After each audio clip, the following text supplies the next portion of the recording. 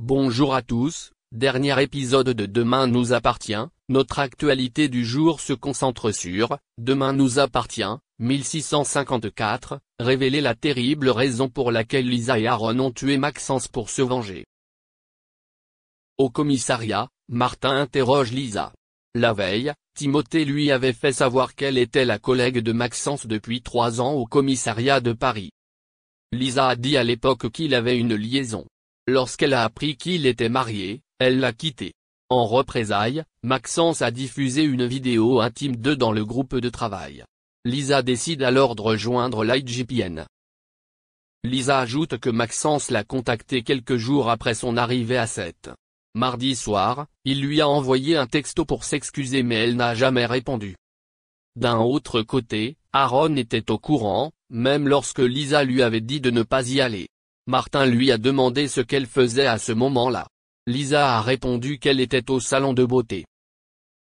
De son côté, Simon encourageait son frère à dire toute la vérité.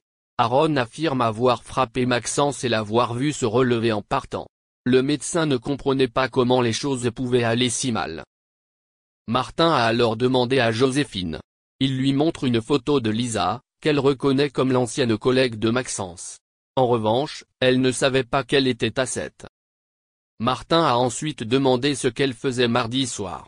Joséphine répondit qu'elle était à la maison et qu'elle attendait son mari. Puis Martin et Karim ont fait le point. L'alibi de Lisa a été confirmé.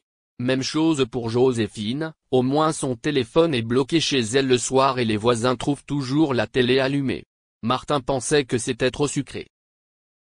De plus, il ne trouvait pas digne de confiance que Joséphine n'ait pas été au courant de la tromperie de Maxence alors que tout le monde remarquait son côté coquette au commissariat.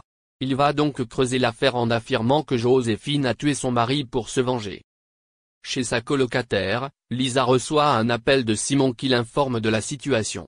Lorsqu'elle a raccroché, Lisa a perdu tout espoir. Elle regrette d'avoir parlé de la vidéo diffusée par Maxence car cela motivait Aaron.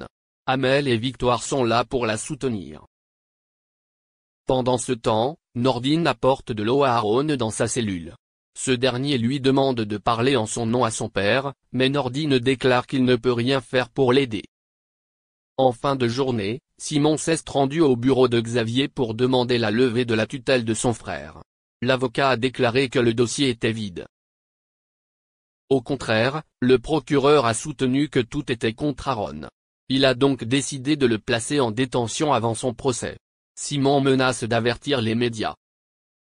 Le soir, Simon appelle une jeune femme pour lui raconter sa journée, impatient de la revoir.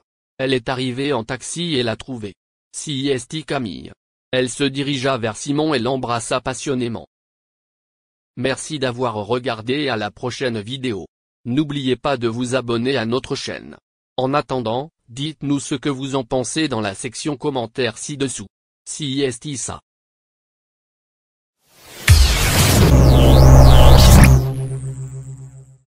Camille Gottlieb, la fille de la princesse Stéphanie de Monaco et de son ancien garde du corps, Jean-Raymond Gottlieb, a été pointée du doigt pour s'être rajouté des taches de rousseur. Visiblement, Camille Gottlieb s'est récemment retrouvée malgré elle au cœur de la polémique. La fille de Stéphanie de Monaco, souvent associée au sosie de la princesse Grace, fait l'objet de plusieurs accusations. On lui reproche notamment de retoucher les photos qu'elle publie sur les réseaux sociaux. Les haters dénoncent la jeune femme pour son côté superficiel alors qu'elle ne cesse de sommer ses fans de s'assumer au naturel. Comme le souligne la nièce du prince Albert II, « Ne faites pas comme moi, personne n'est à l'abri de ce travers, mais est-ce la réalité ? S'assumer au naturel serait vraiment le mantra de la principale intéressée », rapportent nos confrères de People qui rédigent un article exclusivement dédié à Laetitia Hallyday au passage. La mise au point cash de Camille Gottlieb. Il y a encore quelques années, Camille Gottlieb était présentée comme la petite amie du footballeur Kylian Mbappé. Aujourd'hui, elle est critiquée pour avoir retouché des photos publiées en ligne.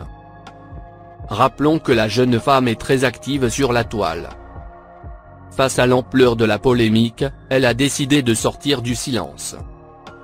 Dans une récente publication, la principale intéressée affirme « J'apprécie mes taches de rousseur et je les assume complètement même si elles sont minimes comparées à celles des autres. Voilà qui a le mérite d'être clair. Espérons que ça suffira à faire taire les mauvaises langues. Née le 15 juillet 1998, Camille Gottlieb est la fille de Stéphanie de Monaco et Jean-Raymond Gottlieb. Née hors mariage, Camille n'entre donc pas dans l'ordre de succession à la couronne de Monaco, contrairement à son demi-frère Louis Ducruet et à sa demi-sœur Pauline Ducruet, dont le père a épousé Stéphanie en 1995 avant de divorcer un an plus tard. Souhaitant protéger ses enfants des médias et de la vie publique de Monaco, Stéphanie de Monaco les éloigne du palais, et ils grandissent en toute liberté. Ils vont ainsi, pendant un temps, suivre les tournées du cirque CNI. Plus tard toute la petite famille revient s'installer à Monaco.